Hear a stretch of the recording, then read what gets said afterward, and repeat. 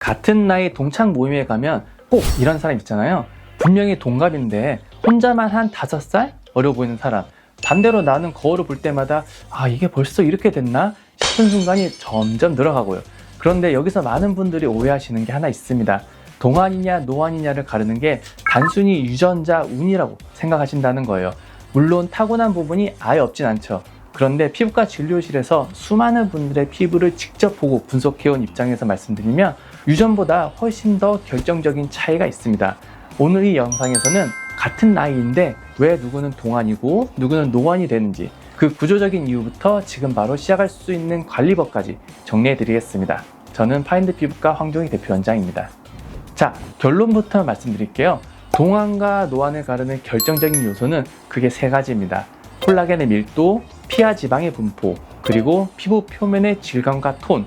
이 3가지가 어떤 상태이냐에 따라서 같은 나이라도 5살, 심하면 10살까지 다르게 보일 수 있습니다. 첫 번째, 콜라겐입니다. 콜라겐은 피부 진피층의 대부분을 차지하는 탄력 단백질인데요. 피부를 안쪽에서 팽팽하게 잡아주는 스프링 같은 역할을 해요. 이 콜라겐이 20대 중반부터 매년 1%씩 그 생산량이 줄어들기 시작합니다. 수치로만 보면 그래 커 보이진 않지만 10년, 20년 이게 누적되면 완전히 달라지거든요. 40대가 되면 20대의 절반 수준까지 떨어질 수 있습니다. 문제는 이 감소 속도가 사람마다 다르다는 거예요. 뭐가 이 차이를 만드느냐? 가장 큰 원인은 자외선이에요. 자외선은 콜라겐과 엘라틴 섬유를 직접 파괴합니다. 선크림 하나를 꾸준히 바른 사람과 그렇지 않은 사람을 10년 뒤에 확연히 차이가 나는 것을 볼 수가 있어요. 여기에 수면 부족과 스트레스까지 더해지면 그 파괴 속도가 더 빨라지게 됩니다. 숙면 중에 피부 재생과 콜라겐 합성이 일어나는데 잠이 부족하면 이 회복 과정이 제대로 작동하지 않게 되는 거죠. 두 번째, 피하 지방입니다. 이걸 모르시는 분들이 의외로 많아요. 동안의 핵심 요건 중 하나가 얼굴 중앙부의 적절한 볼륨이거든요. 볼에 피하 지방이 적당히 차 있으면 좀 탱탱하고 생기 있어 보이는데 이게 줄어들면 볼이 꺼져 보이고 팔자주름이 깊어지면서 급격하게 나이가 들어 보이게 됩니다. 게다가 지방은 단순히 줄어드는 것만이 아니라 그 위치가 이동해요.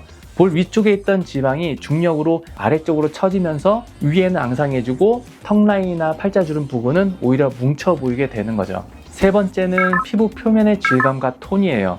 주름이 거의 없더라도 피부가 칙칙하고 얼룩덜룩하면 나이 들어 보이거든요. 반대로 주름이 조금 있더라도 피부 톤이 균일하고 촉촉한 광이 있으면 훨씬 젊어 보이는 경우가 많이 있습니다. 나이가 들면서 각질층의 탈락 주기가 흐트러지고 콜라겐과 히알루론산이 줄어들면 수분을 붙잡아주는 힘이 약해지기 때문인데요. 보습만 제대로 해줘도 피부 컨디션이 확 달라 보이는 게 이런 원리인 거죠. 여기까지 들으시면 그러면 나는 지금 어떤 상태인데? 라는 생각이 드실 거예요. 혹시 사진 찍었는데 조명에 따라 팔자주름이 유독 깊어 보인다든지, 아침에 일어났을 때 베개 자국이 예전보다 오래 남는다든지, 볼을 손으로 살짝 올렸을 때 이게 원래 내 얼굴이었지 싶은 적 있으신가요? 하나라도 해당된다면 이미 피부 내부에서 변화가 시작된 신호입니다. 그러면 이제 가장 중요한 부분이죠. 어떻게 관리해야 하느냐? 홈케어 차원에서는 자외선, 수면 부족, 스트레스 이 3가지를 관리하는 것이 기본이에요. 특히 선크림은 매일 충분한 양을 바르는 게 중요하고 세안 후에 바로 보습제를 바르는 습관도 꼭 챙기셔야 합니다. 다만 솔직히 말씀드리면 이미 진행된 변화를 홈케어만으로는 되돌리는 데 한계가 있어요. 이때 피부과에서는 크게 2가지 방향으로 접근을 하는데요. 리프팅 시술과 스킨 부스터예요. 리프팅은 느슨해진 피부 조직에 에너지를 전달해서 콜라겐 재생을 유도하고 처진 부분을 끌어올리는 방식인데요. 울세라 같은 초음파 방식은 근막층까지 깊이 전달돼서 리프팅 효과가 확실하고, 써마지 같은 고주파 방식은 진피 전체에 골고루 작용해서 탄력 개선에 강점이 있습니다. 이 둘을 병합하면 시너지가 좋게 되는데요. 최근에는 티타늄이나 세르브처럼 통증을 최소화하면서 콜라겐 생성을 자극하는 장비들도 있어서 처음 시작하시는 분들의 피부과 진입 장벽이 많이 낮아졌습니다. 스킨 부스터는 피부 안쪽에 직접 영양 성분을 넣어주는 방식이에요.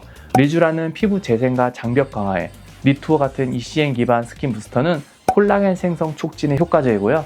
피부 상태에 따라 맞는 제품이 다르기 때문에 전문의의 상담 후에 결정하시는 게 중요합니다. 그리고 꼭 말씀드리고 싶은 건 바로 타이밍이에요.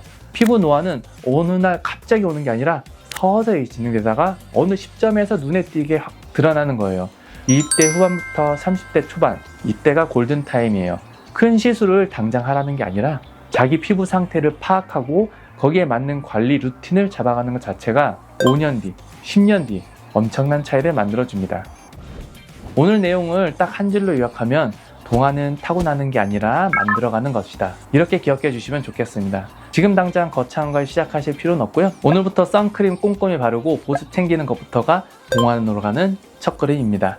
그리고 나는 지금 어떤 상태일까? 이 질문을 한번 품어보시는 것만으로도 달라지기 시작하는 거예요. 혹시 본인 피부 상태에 맞는 시술이나 관리법이 궁금하시다면 편하게 상담 받아보시는 것도 추천드립니다. 오늘 영상이 도움되셨다면 구독과 좋아요 부탁드리고요. 다뤄줬으면 하는 피부 주제가 있으시면 댓글로 남겨주세요. 그 주제로 다음 영상 준비해 보겠습니다. 지금까지 파인드 피부과 황종익이었습니다. 감사합니다.